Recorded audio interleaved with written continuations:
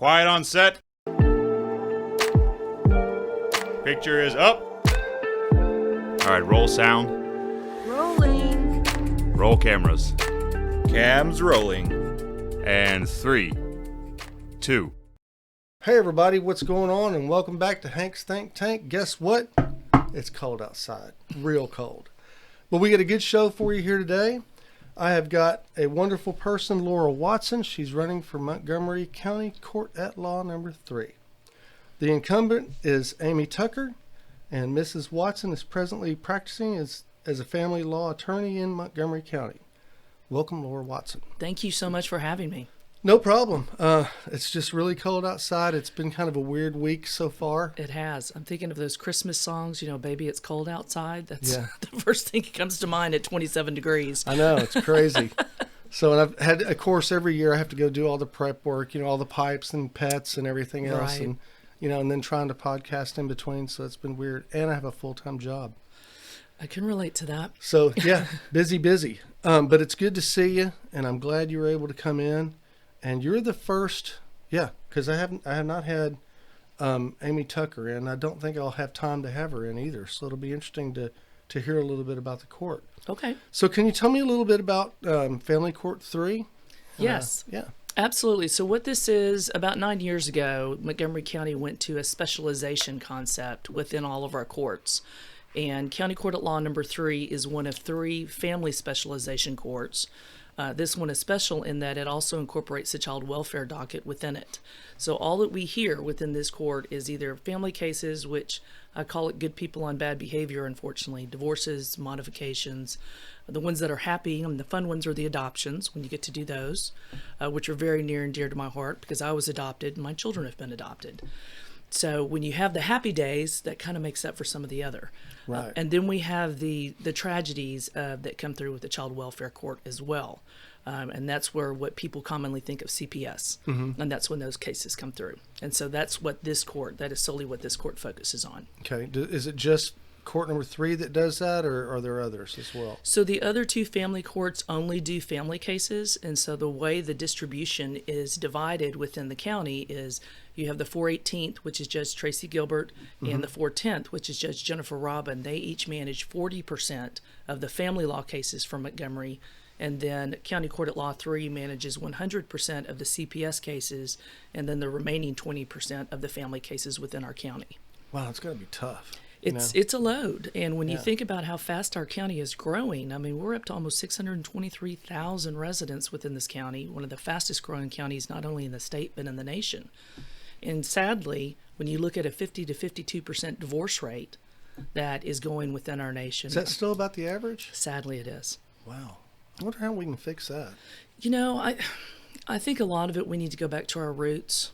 If you look at our children and the changes in our society, the good old days when I was growing up, nobody locked their doors. Right. If your daughter wanted to walk a mile and a half to go to the donut shop, like I used to do with my cousin in Gainesville, you weren't worried about it. Today, I have a 15-year-old daughter. We are constantly, where are you? Who are you with? What are you doing? Our society's changed. I think we need to go back to our basics, go back to our faith, go back to our family, and just reel it all back in because we've gotten too caught up in social media, internet, phones. Right. There's just too much exposure out there. I think we've lost our independence. I agree. Individual independence. Absolutely. Absolutely. So, yeah, that's too bad. It really sucks. There's got to be a way to bring that back. I mean, if nothing else, we can start one family at a time. And I think that's what we have to do. If it's important enough to you, then you start at home, and then you teach your children, and then you have them spread the word, whether it be amongst their friends or family. And absolutely. And you try to make a change. I know that's and something the education needs to come back home too. Absolutely. I think a lot of stuff's being taught in schools that should be taught at home. Morality Totally being one of those. Absolutely. So anything that has a moral basis should be taught at home. Well, I'm old school. I'm 59 years old, and it's hard to convince me to make any changes at all. I'm not far behind you. I've got a birthday coming up in a couple of weeks, and it might start with a 5, but we'll just leave it there. But I totally agree. We sent our children to a private Christian school for the first 10 years of their lives because we really wanted to have that faith-based, moral, ethical upbringing.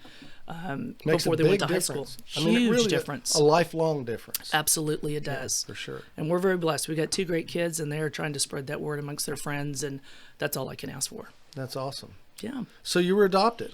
So my father adopted me. Okay. So we have when my parents got married, I was 5 years old, and then within the next year, my mother happened to be working on her thesis, so we always had an IBM Selectric sitting on the on the dining room table. You have to be old enough to even know what that is. Why do I know what that is? I know, how sad is that? And when the ribbon ran out, you were toast. Oh yeah. But so I'll never forget my dad coming home, and he says, "Well, you better learn how to spell your name because this is what it is now." Because I always said, well, I feel like I'm not a part of the family because I have a brother that was his son. And, obviously when you're 5 and 6, children can be just so cruel. Oh, yeah.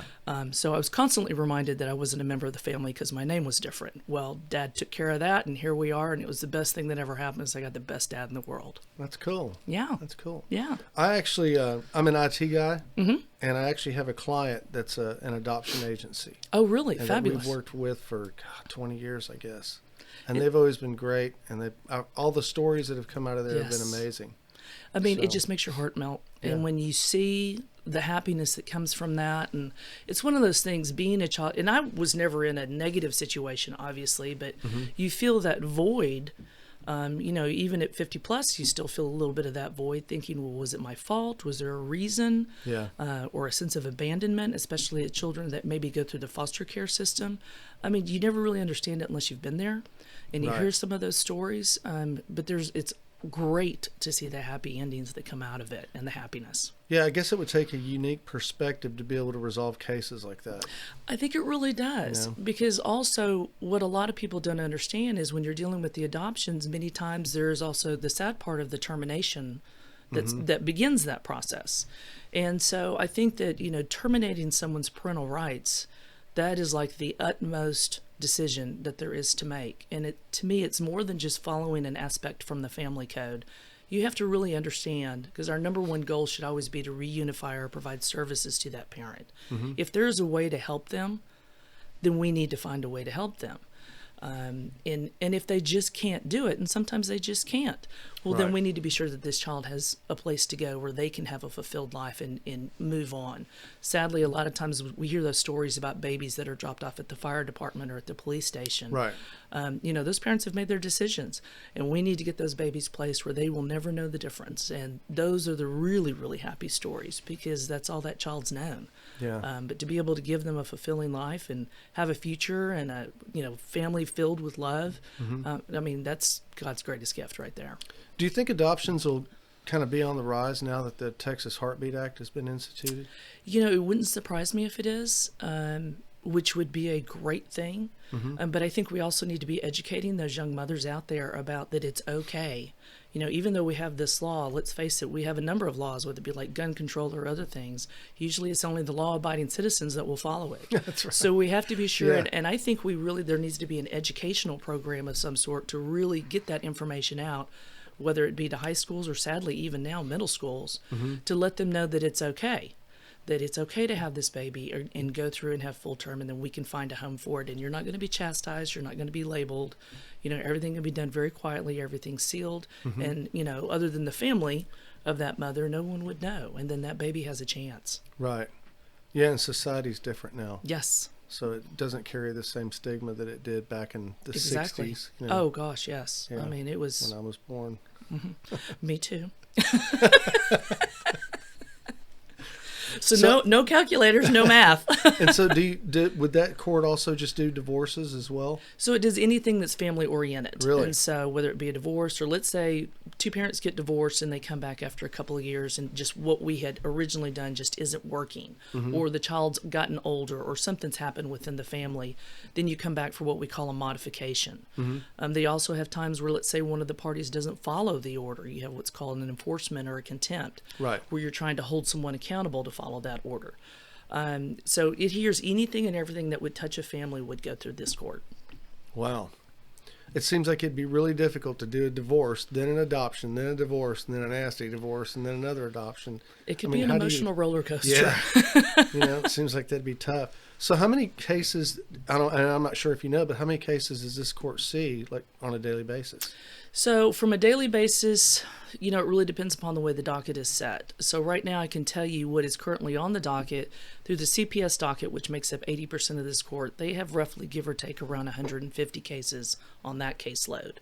Then on this 20% of the family caseload from the community, there's over 3,300 of those cases just in this court alone. And of course that ebbs and flows. Really? Yes. Wow, that's a lot. It is a lot. That's a big, big docket. Well, which is what makes it critical to be able to get that closure rate moving. Because I try to explain all the time, families can't heal until we get them out of litigation, get them out of the courtroom, and then the family can heal and move forward. And that's what it's about, especially for the kids. So a lot of times I would assume that it gets worked out with the attorneys prior to going to court, and just the court is just the finality that makes it legal. Traditionally it is. So another little piece of my practice is I also serve as a mediator, where we try to help people come up with solutions prior to going to the courtroom. Yeah, mediation's a great idea. It's fabulous, because then people get to actually have some say, and you can create something that's maybe a little bit outside of the box, but it works better for that particular family. And I try to explain to people, sometimes they just want to come in and they want their pound of flesh because they're scorned or they're upset or they're just hurt. Right. But I try to explain, the judge is human too. They get up on the wrong side of the bed every once in a while, and though they're bound to follow the law, you go over there, you're rolling the dice. Here in mediation, we can craft something and control something where both you and mom or dad or the other party have some say in it, and we can really watch out for little Johnny or little Joni's best interest in what works best for their schedules. And I've been doing that now for, I guess, about 15 years, and we usually settle about 85, almost 90% of our cases. Well, that's cool. It's great because it keeps them out of that courtroom, which helps the court, it helps the judge, it helps the public, because for those 10 or 15 that can't settle and they have to have their day in court, the thing is you want them to be able to get in as quickly as possible so then that case can move along and, again, family heal. Okay. So what made you decide to run? I mean, it sounds like you got a great practice, you're doing a good thing. You're making a positive impact in the community. I mean, you're already kicking it. Oh, well, it's... Why you want to take the extra step?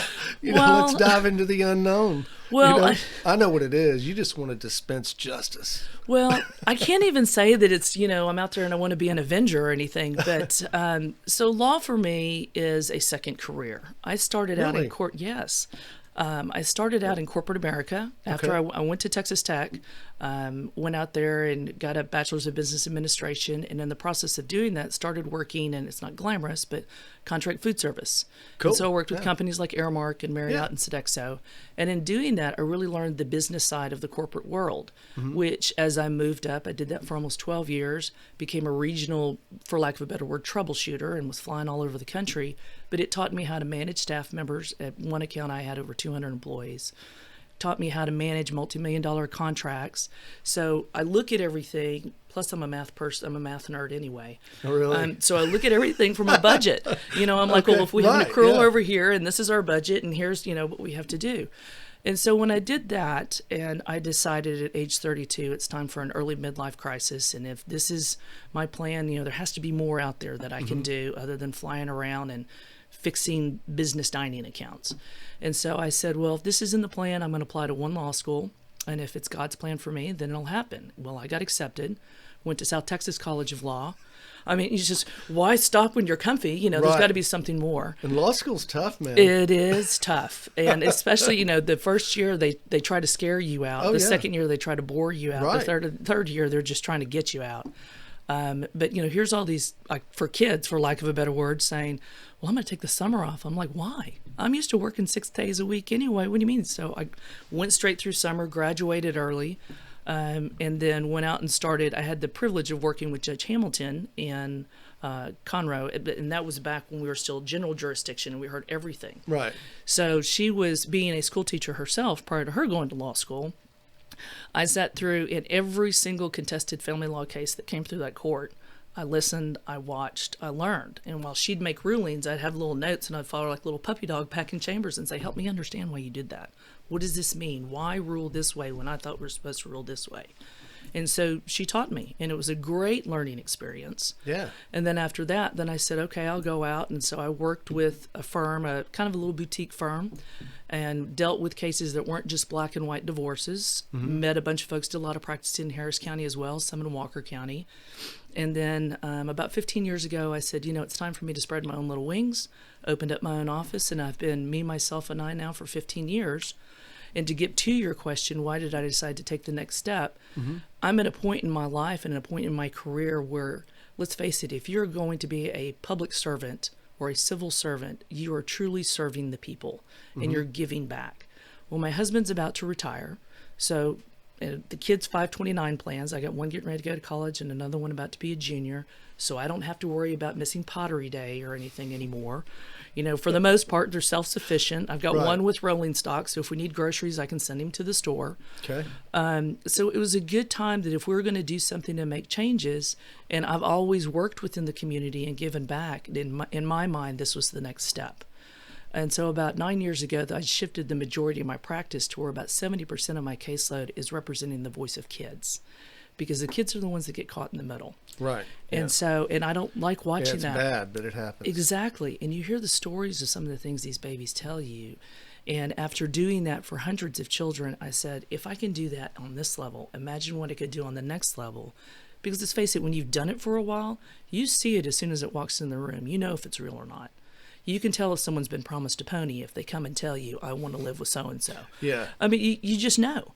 And I think you only get that hands-on experience if you've actually been out there in the trenches and hugged little Johnny or helped little Ellie saying, okay, we're going to do this. Or put your arm around mom or dad when they're going through a divorce and they're shaking like a leaf. I don't think you can really understand it unless you've been there and done it. And I'm the only candidate that's actually worked in the field side by side with the people of our community. Wow. What's your husband do? He's retiring. And here's the reason why I'm asking. He's got to have a tough job just to keep up with you. Well, he does. He's got his hands full, which maybe that's why he's retiring. I don't know. He's also an attorney. Really? He is actually. Okay, I figured it had to be something like that. He is, yeah. If there's ever any kind of disagreement in the house and everybody immediately shifts into cross-examination mode, it gets a little tricky. I bet it does. But awesome. No, he's great. I can't say enough about him. In fact, we just celebrated our 9th anniversary just this past week, so it's been great. Congratulations. Thank you. And y'all live in Conroe, I guess, huh? Actually, we're in Willis, just Willis? north. Okay. Cool. So we're up there in the Wonderful. retirement section. I love it up there. Great. I think we knocked out about your first 3 questions. Yeah, we did. We did good. Okay, so we talked about a heavy caseload, and you said there were 643,000 people here. Roughly 623,000 is the last. 623,000. So, and to think maybe 10 or 20 years ago we only had like 40 or 50. Oh, exactly. Exactly. Growth has been a nightmare for us. It has been insane. I think we went and pulled up the 2000 census, and I think back then it was like 57,000 or something crazy like that. Yeah. And to think that we've grown now, and under the 2020 census. So if you look at 2019, when you kind of run reports, it shows, I think in 2019, it was like 607,000. Wow. And then here we are going into 2022. All right, I'm going to show my age on this one. Back in 1994, when we first moved out here, and the studio, guys, is just off Tram Road. And I was telling my wife the other day, I said, there was a time back in 1994 when you had about 5 cars a day go down Tram Road, and that was considered a busy day. It's becoming a highway out there. Yeah. I mean, now it's like traffic all from here to Archie's, 20 minutes. You know, it's crazy. So with all these numbers and stuff, how do you expect to improve the efficiency regarding the court's docket? So that's how are you going to handle that caseload? That's a big caseload. It's a big caseload. Yeah. And so I think really the primary thing is to, again, manage it. And so you have to look at how do we get these cases out? Obviously, the ones that have been there the longest are the ones we need to get moving. Again, families can't heal while they're in litigation. So the first thing that I would look at is the age of the cases, and then also the severity of the cases. If you have something that is requiring or involving, say, family violence or a protective order or anything of that, or one parent took the baby against a court order, obviously those are a priority. Those come first. You immediately get those set so that way we can make sure everyone's safe and provided for. Then I would focus on the age of cases. I would also look at how many trial settings they've had. If they've had multiple trial settings and things are getting moved just because I'm not ready or I don't feel like it or something happened, then those need to be preferentially set. We need to get them over with and we need to move them out. So it's really just a basic management concept is the way that I would look at it, and then move those along. If it's something that we can get done and they tell you I need 3 days, well, let's evaluate really what the issues are, and maybe we can really get it done in 2, and then I can set 2 trials that week. But it's going to have to be pretty aggressive, and we're going to have to do that. Plus, you still have your every day-to-day docket. When someone needs a little help, or maybe we have a temporary orders hearing, or I want to get a prove-up divorce. And the good thing is this court also has an associate judge that can assist with that caseload, and has for quite some time. I believe for the last 9 years, there's always been an associate judge. We call them an AJ. Okay. And so that person can help too, but you still have, now that this, in the last year, since this court has incorporated the CPS docket also, so you have to kind of juggle it a little bit differently than perhaps we used to, which is fine, but we still need to get those cases out. I wonder if it's hard to work with CPS on those, just because the size and complexity of that particular institution. I don't really think so. I think CPS should be treated no differently than anything else. I mean, that's a state-based organization, and it's sad when we have to have the state step into our families, but it's a necessary.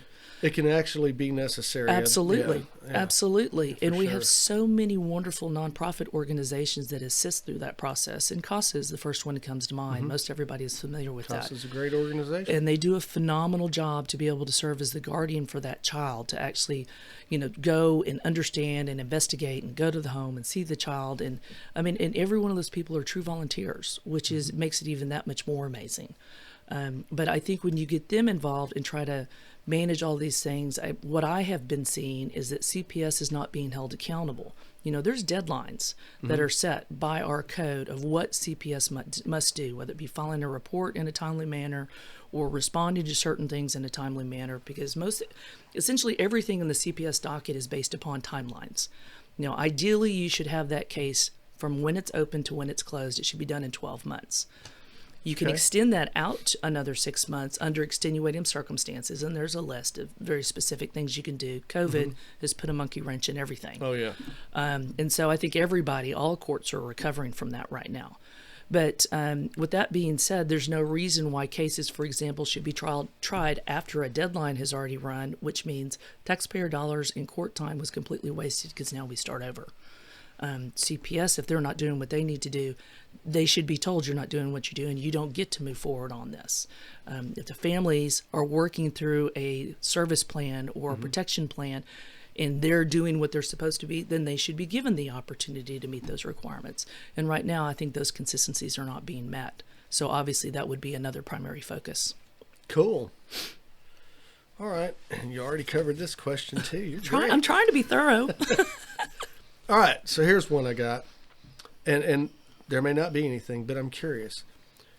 Is there any legislation that you would like to see enacted that may have been presented before and didn't make it, or something that you have just thought of yourself that you would like to see enacted? A lot of it right now, what I've really been spending a lot of time looking at is how we can get the state legislature to focus more, because we need to get more funding into, for example, our foster care placement. We have lost over 2,200 beds for our kiddos that are being put into foster placement just in this last year alone in the state of Texas. Is that due to COVID or no? Just due to funding? It's a lot of it is due to funding. A lot of it is due to places being shut down, because when kids are being put in there, for example, we had one organization in Conroe called Treehouse that had 25 beds. Well, these kids would be put in there where they're supposed to be quote unquote safe. Well, then abuse was happening in that very home, which is that was the primary reason why Treehouse was shut down. But there's examples of that because there's no oversight within some of these foster placement systems. And so one of the things that I think that we really need to look at, that we can't control from our level, because obviously from a judicial standpoint, we can't legislate from the bench. Right. But what we can do is reach out and get involved with some of these other programs. There are phenomenal programs like Angel Reach, Family Promise, Bridges of Hope. So many of these are volunteer organizations that are already working with the state legislature or laying groundwork to work with them. And there's got to be ways that we can start saying, all right, we need to get funding in so we can get placements for these kids, so we can have safe homes for these kids. If you look at the stats right now, children without placement, we call it CWAP. Those numbers for children are shooting through the roof because there's no place to put them. Where do they go?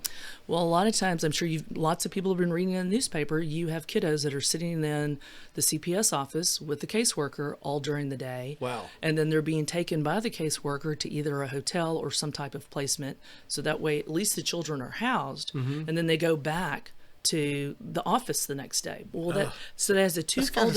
It's terrible. Yeah. And so you have these children that are stuck, that, we're not being able to focus on educational opportunities or vocational training or learning about life skills. Or just being with other kids. Exactly. Yeah. Or they're stuck in an office with these other kids and they can't do anything. And then it's also burning out our caseworkers. Right. Because it's 24/7. They get no time off. They get no break.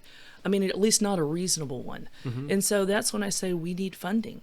And so when you talk to the people that are working not only with the Department of Family and Protective Services, CPS, but also the Child Welfare Board, and say, what do you need? Help me understand what is an issue that you see. And that's just something that takes time to invest and go out and start asking those questions. Because the more I've been digging, the more scared I have become about our system. Because it's not working. It's fragile. Broken. It's broken. Yeah. CPS is broken. Our foster care system is broken. And we have to, in my opinion, literally figure out how to rebuild it. And one person can't do that. But there's so many agencies that have the same goal. My thing is, how can we find a way to start pulling them together? Yeah, consolidate everything. Exactly. Like CASA and Angel Reach, that's a perfect example. They are working together to try to help these kids and help them get to the next step. Because a lot of times what you see is kids when they turn 18, good luck to you, you're an adult. Yeah, that's wrong. Which is terrible. Yeah. And they need guidance, they need assistance, they need services. Right. And so programs like Angel Reach have been able to extend their roles if those kids meet certain requirements up to age 24. Okay, that's and good. so to help these kids be able to get on their feet where they're not literally walking out and finding the closest bridge to live under. Because as you can imagine, that increases our criminal conviction rates. Sure. And it's we talk about overloading in the jail and things like that. I mean, it's a vicious cycle. So traditionally, where does the money come from? Well, it's from the state. Okay. And so the thing is if we're not asking for it, if we're not trying to get grants, or if we're not really, in their defense, educating them, which many groups have been, but I don't think there's an emphasis on, if we all come together, our voice can be louder and bigger. I see so many of these agencies, it's kind of like everybody on a gerbil wheel, and our little gerbil wheels are crossing each other, but we could be accomplishing more if we had just one big unified front. Now, is that possible? I don't know. Some of the agencies, from what they do and where they give and where the funding comes from, does prohibit some of that. So obviously you want to protect the agencies. But if there is a way to be able to come together as a unified front and really get the attention of our legislatures, we need to be making phone calls. We need to let them know, here's what's really going on out there. Absolutely, yeah. So I'm very passionate about that. I got to be honest, I wasn't even aware that most of these, I thought foster homes were just people that would take in a kid or two. I didn't know there were group homes. There are. And there's not enough for them. There's not enough for our kids. I used to threaten my son all the time that I was going to take him to Camp Crusher Nuts. And did that work? It did. Okay, then that's all that matters. But it became a great adult joke, too, because he tells all his friends, yeah, this is the guy. Yeah, this is who did it, and here I am. Yeah, we would threaten to bring him to the orphanage and stuff like that. Oh, wow. Yeah. I tell you, I would take mine to the soup kitchen and stuff. And that's another thing, for example, in today's society. Our kids are so comfortable and so complacent. I take mine all the time and say, okay, you're going to volunteer here today, and this is what we're going to do. And if that means on Thanksgiving we're going to serve, and we're going to serve the homeless, then we're going to stand here and serve the homeless. Well, and that's part of what we used to be as a society. And we got to get back to that. We really do. Got to get offline, got to stop watching TV. Yes. I mean, kids don't even go outside and throw the football anymore. Right. I mean, it's pretty sad. It's actually scary because I don't know where we're going to end up. Well, I don't want to think about where we could end up. And so that's why I said if it's one kid at a time or one family at a time, we've got to try. Yeah, I agree. Okay, what about, and we're still on legislation. Do you know of any legislation you'd like to see repealed? Something that hurts these cases and always gets in the way or something like that? I'm sure that there is, to be honest with you. I haven't really taken the time to go and study what can we get rid of because I'm more focused I tend to be a proactive thinker. I tell everybody it could have been a horrible day and there's a great big thundercloud following your way around, but there is a silver lining somewhere. And sometimes we have to, it takes us a while to find it. So I'm thinking more from a proactive standpoint, but I'm sure there's some out there that we need to look at. And I'm certainly open to getting any information on that. I've just thrown a whole lot into working with you proactively because we need some immediate help right now. Right. All right, I'm going to shift gears. Okay. How's your campaign going? I feel like we're doing well. Yeah? I mean, if nothing else, first I didn't realize how big Montgomery County was until I started Huge. drying it. It's over 1,000 square miles. It's gigantic. I mean, all I could think is, I'm trying to say, I never would say thank goodness for COVID, but because when you don't drive for a year, I have a lease vehicle. All I could think is I would have been over my miles. But it's an enormous county. But the thing that I've loved about it is I have met people that I probably never would have met before, and have become very, very dear friends with people that have been incredible. There's just some amazing groups out there that just because we get complacent in our little area, and I felt like I knew a lot of folks. I didn't know anything. I knew nothing. I didn't know anything. I tell you what, but there are some great groups out there. Like going out to East County and meeting the folks, and I have to give them a little plugs. They're amazing. The Taylor's organization. Oh yeah, Taylor's great. They're awesome, and Alan is amazing, and he welcomed me in with open arms. And I just showed up one day and said I was out in front of the Academy parking lot, and they were trying to raise money because a family needed a wheelchair ramp. And I showed up with my little T-shirt, and they were like, "Who's the little yuppie that just showed up out here?" And I was like, "Hi, I'm Laura Watson, and I was told to be here, and we're raising money for a wheelchair ramp. And what do you need me to do?" And I got this. Are you kidding me? And I said, "Nope, I'm here." You sit out there and sweat in 102-degree temperature for 3 hours, and they're like, "Okay, you're in. Your family." And Taylor's has done a great job integrating into the community. Yes, and making a difference. Amazing. Yeah, they do good stuff. And when you see all the different types of causes that they go and help, I mean, I got to put a big plug in for them. That group is incredible. Anything they think's positive, they're on top of it. That's right. That's right. And they're willing to make all kinds of sacrifices, which is such a breath of fresh air. Yeah, and they're everywhere. Yes, they are. Literally. I don't know. You can be in 5 places at once. They can do it. They make it happen. Yeah, they're good. So, you seem to be pretty aggressive in your life. So do you have any additional political aspirations besides this? Actually, Governorship, presidency? No. When you start hitting those 5s, you kind of map out. And if you look at my career and where I've spent, so I spent 12 years in corporate America. This is now 18 years in the field of law. If I'm blessed enough to be able to get elected, 15 to 20 years there. Well, now I'm in my 70s, and I figure I need a tiki hut on the beach by then. Absolutely. I'm with you on that one. I want to at least be able to enjoy some of the little aspects of life. I mean, service is great, and it's a never-ending cause, but I would like to be able to enjoy my husband a little bit. Gotcha. All right. How was the bar examination? Oh, my gosh. So when you take the bar, not to mention, I was 7 months pregnant at the time that I took the bar, also with our first child, my son, who's getting ready to turn 18. And so I'd be sitting there studying every night for the next day's bar, and, he's kicking away. And, when you're having to point to your belly and say, "Not now, it's corporations night," I'm sure he's been scarred and doesn't even know it. But, of course, now he thinks he wants to go to law school, so maybe that's where it happened.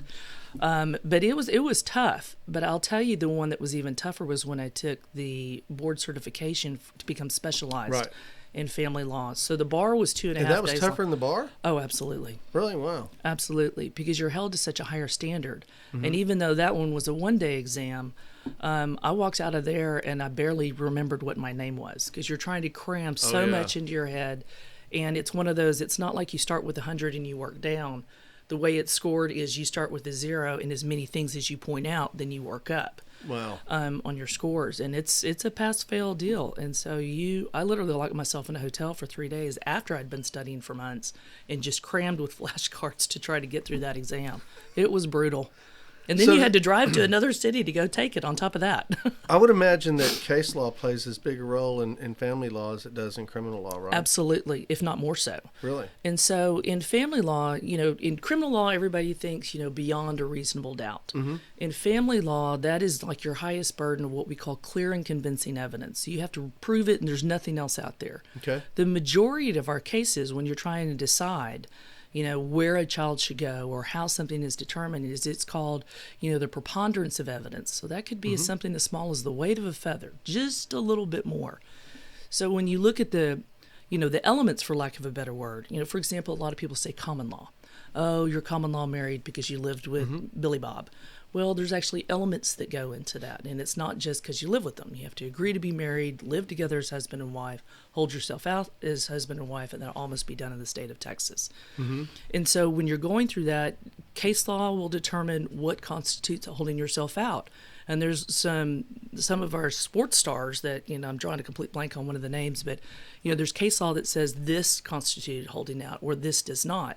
A tax return, when you file a joint tax return, would constitute holding yourself out. But that's where your case law comes in and defines what does holding out mean. Just to use that as an example. But case law is critical. And, we had things not too long ago, about 3 years ago, a big issue was standing. And standing means who has the right to bring a lawsuit. And so we had both of our appellate courts that were divided on what constituted the particular elements of standing. And so you'd have the 9th that would decide one way and the 14th that would decide another. So when you're down here in your court saying, well, okay, where are the factors? And so that's when you really have to apply case law to see, is this closer to an on-point situation? We have to write briefs all the time to assist the judge in selling, this is why we believe it does, or this is why we believe it doesn't. And so you really have to throw yourself into that. So there's a lot of reading. Research. Yes. Big time. Reader glasses.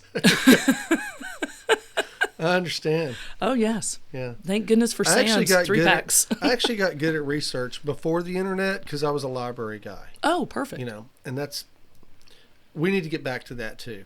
We need to have Nobody a reads. day when the internet doesn't work and you have to go to the library to do your research. It'd be a great idea. Well, right now all you have to do is plug in certain words and it'll bring stuff up, but it may be Right. something totally off base. And, and I hate to say it, I see a bunch of these young lawyers all the time that will come in and just run down that rabbit trail. And I think also when you become a more seasoned lawyer, or if you're a judge, we also have a duty to teach. And so I have found myself in the courtroom, and there may be a little baby lawyer over here struggling and thumbing through the code, and I'm like, you might want to check chapter such and such on this, and it's B2. And I'm usually getting the look from the judge like, I know what you're doing, and I'm like, I was just checking the time, Judge. There you go. But I think we have a duty to do that. And, the older judges that have been on the benches, Judge Hamilton's a perfect example. That's what they've always done. And I think we have an obligation to do that. Otherwise, let's face it, the younger ones, whether it be the kids or the lawyers or the professionals, that's our future. And we have to invest in our future and make sure our future gets back on track, or we're in dire straits and trouble because that's who's taking care of us. Oh, yeah. Yeah, that's for sure. All right. So I'm a voter. I'm sitting on the fence. I don't know who to vote for. Yes. What would you say to that voter to get them to vote your way?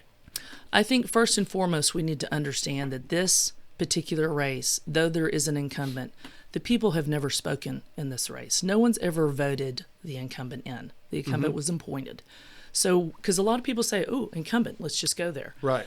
So I think it's important that the voters understand no one has picked. This is your time for your voice to be heard. I think the second thing that is important to understand is you want someone up there that is going to understand how to manage this court, because this is a business and the budget of this business is your taxpayer dollars. Right. And so I think you want someone with business experience. I'm the only candidate that has that. I'm the only candidate that's ever managed a successful law practice, having done that for the last 15 years. And I urge people, don't take my word for it. Go ask people in the community. Go ask the people in the courthouse. I'm also the only candidate that has ever gone out and served and volunteered within our community. I've been doing that for the last 12 years. I didn't just start that when the campaign started. I didn't start posing for photos. I didn't just join local groups. I'm a member of groups like Conroe Noon Lions Club. I've been there for 11 years. I was the president of the Montgomery County Bar Association. I served on the State Bar Grievance Committee for 6 years. I mean, these are all things you don't get paid for. It's just squeeze that in your schedule too. Volunteered for the Montgomery County Food Bank. We used to have something called the Courthouse Appreciation Barbecue that Scott Goldman, who is now our Chief Justice with our appellate court, would do along with Richard Burroughs, and everybody would come and volunteer time, and they'd be cooking for days, and we'd make potato salad and then go serve everybody, 600 and 700 people. And it was fun. It was a great way to give back. And you see people smiling, and that's a part of our community, and again, getting back to our roots. And then the last thing that's really important to me is the fact that I'm the only candidate that's ever served on any boards that truly serve the needs of kids. So we have groups like Access Builds Children, which is a wonderful organization that helps provide supervisory services so kids can still see mom and dad even if mom or dad has made mistakes. Maybe they got onto drugs, or, maybe there's And that's a criminal important. conviction. It's Yeah. huge, because otherwise that child feels abandoned, and it's Right. not their fault. The most important relationship is between that child and that parent. And we provide a way to be able to do that for them where it's safe, where we don't have to worry about the kids hearing anything or disappearing. We have security on site. It's a controlled environment. And I've been on that board since 2015. These are things that you give back. There's another board that I joined in 2020. It's called Love Heals Youth. They provide free mental health services to teenage kids that are in foster care, because so many of these kids don't get access to that type of mental Right. health. And if you look at how these kids get into foster care, if there's anybody that needs it, it's those kids. And we're trying to prepare them for the future so they can become an adult that can give back and participate in our society and be able to give back to our society. So and I'm sure you're picking up, I'm very passionate about this, Right. because our kids are our future again. And, when my own children are like, well, mom's going to go work on Saturday because she's got to go do a home visit. And I'll never forget, I heard my daughter, who was then about 12, her little friend was like, why does your mom have to go to work? And it was a Saturday or Sunday. And I'm in there folding laundry in the next room. And she says, well, my mom is the voice of children, and she has to go out and help the kids and do this. And sometimes it's just what she has to do, but we understand. Of course, I'm in there boohooing like, oh my gosh, they've listened to me. They understand. But, I have to give kudos to my family, because they have been as patient and given back as I have. Because they get it. Sure. They understand. They go out there and volunteer with me. We went to the Tufts barbecue, and my daughter and I were sitting there. We were judging chicken. But that's what you do. You go and show people that Sure. you care. And in my opinion, that is teaching our children also that this is where the importance is. You have to stay grounded, and you have to keep your society healthy, which provides a safe environment not only for us to live in, but also to raise our kids in. So, I like it. well, that's what you've got to get back to our roots, That's it. and you got to be willing to make those sacrifices to do it. And I'm more than happy to do it. Okay, great. Yeah. If anybody wants to learn anything about you, where would they go? We have a website. It's Laura Watson for Judge. You can either spell it out, FOR, or the number 4, but most Okay. people, you get to typing. So both domains? Either one Okay. of them will work, but it's laurawatsonforjudge.com. You can go on to our website. It'll tell you more about me. I think you've pretty much got it all, but about where we've done, where we've been, what we do, how to get in contact with us, what our missions are. I think that, again, as a servant, one of the things that I emphasize is we can manage that courtroom with professionalism, integrity, and most importantly, grace. Okay. And I learned that also from Judge Hamilton. And sadly, what you see in some of these courtrooms is people are terrified about walking in there, and they're terrified about going back. I bet. Yeah. And, and maybe it's because of the way they were treated. And I have seen treatment like that before. You can yell at me all you want. I'm used to it. I got yelled at in corporate America. I get yelled at in the courtroom. And it may not be because we necessarily deserve it, but I understand it's frustrating sometimes. But I think that we have to, again, go back to our roots and remember these are people. This is an environment they're not acclimated to being in. And there's no reason we can't sit there and smile, say good morning, how are you? Appreciate your time being here. Though, Miss Jones, I understand this is your position. Please understand I've made my ruling. And that's okay. I think we're losing that because I know there's levels of frustration. We're running out of time, especially with our backlog docket. Thank you, Right. COVID. And I think we need to get back to some of that. And that is something, if nothing else, I think by being older, I've learned that and I've practiced that. And I think that is something that's important to bring back into the courtroom as well. Fantastic. Yeah. Well, I really appreciate you coming in today. This has been a good conversation. I've enjoyed it. I really appreciate you taking the time to get me in. I like it. Any closing thoughts you'd like to give to any voters who may be looking out there? Just go and look at our website, learn about who I am, understand that it's real easy to stay working in my little niche that I have. But I'm truly willing to give back, wanting to give back, and I would urge you to see what all I have done to give back, and I'm here for the people. And more importantly, I'm here for our kids. We've got to keep our kids out of the middle. And that's been my primary focus, like I said, for about the last 10 years. And we can do it. We can come together and we can make this a better society, a better experience, and more importantly, a better community. And I believe that I'm the one that can do that. There you go. All right, guys. Well, there you have it. Miss Laura Watson, and she is running for Montgomery County Court at Law number 3. So look for her name on the ballot. And once again, don't vote for a name. Don't vote for an R or a D. Go out and get yourself educated. Talk to these candidates. Go to their websites and vote for something that you believe in that is in alignment with what you think. That's the only way we're ever going to steer ourselves out of the problem that America's gotten themselves into.